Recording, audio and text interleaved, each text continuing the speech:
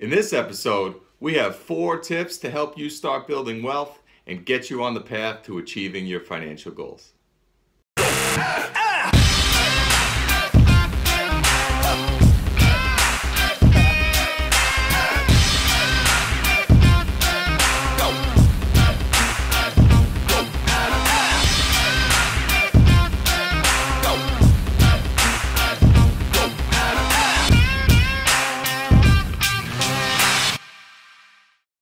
Hey everybody, I'm Mike Desepoli and this is episode 28 of the Ask the Advisor show. Today we're discussing 4 tips to start building wealth and to help you move towards achieving your financial goals.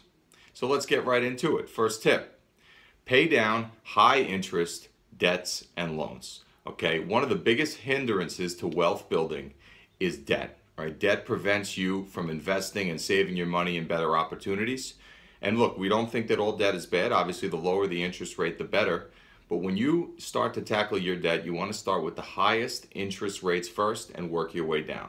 So anything under 5 or 6% below that range in the interest rate would be okay. We would want to target things that are between 7 and 20%.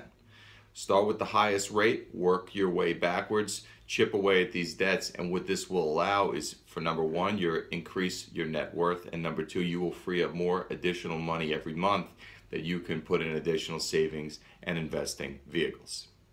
Second tip towards wealth building, and this is a simple one. Spend less than you earn. And when I say it's simple, it's very easy to say, but it's very hard to do. Okay, many people out there spend more money on a week-to-week basis than they actually earn in net income. And that is made possible by credit cards, by payday loans, by a lot of different financial instruments that are hurting savers and enticing them to spend money before it even hits their bank account. It's very important that you get a handle on your finances, and this really has a big role in budgeting. You have to understand what is your income and what are your expenditures, and find a way to make it work where you still have money left over on a month-to-month basis to put towards your savings goals.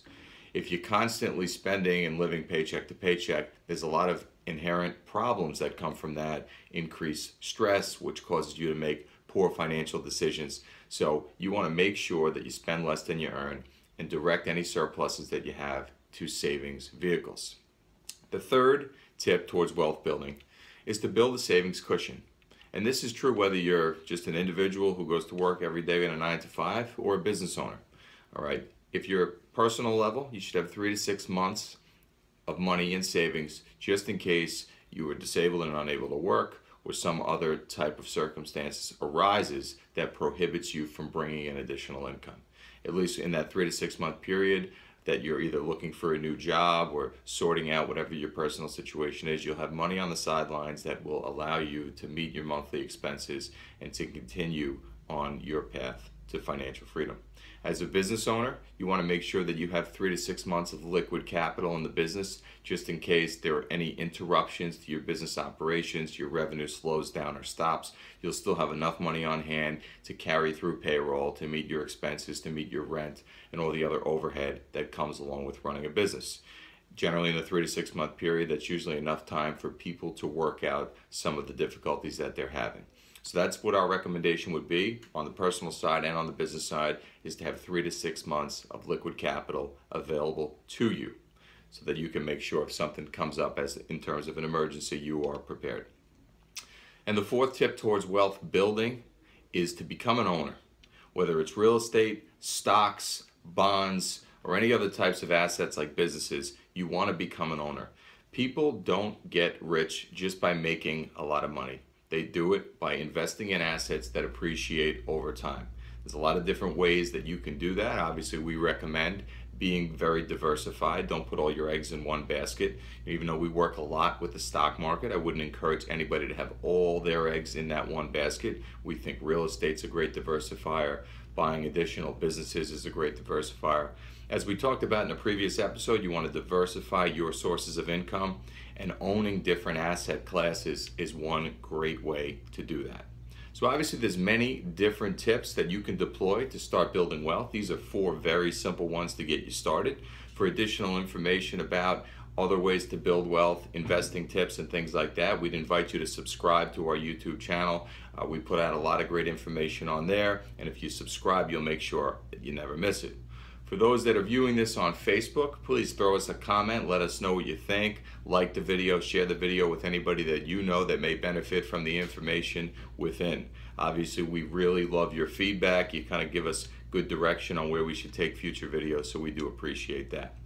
If you're on Instagram, at Ask the Advisor, visit us on Instagram, follow us on there for a lot of Motivational Monday, Entrepreneurial Tuesday, Wealth Wisdom Tactics, a lot of different information we put out there.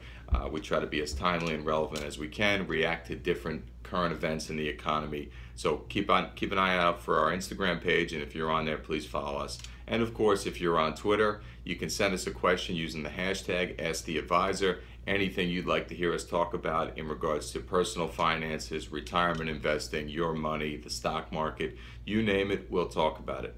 We thank you guys so much for your support. Thanks for watching. We'll be back next week with episode 29. Keep an eye out. We'll see you then.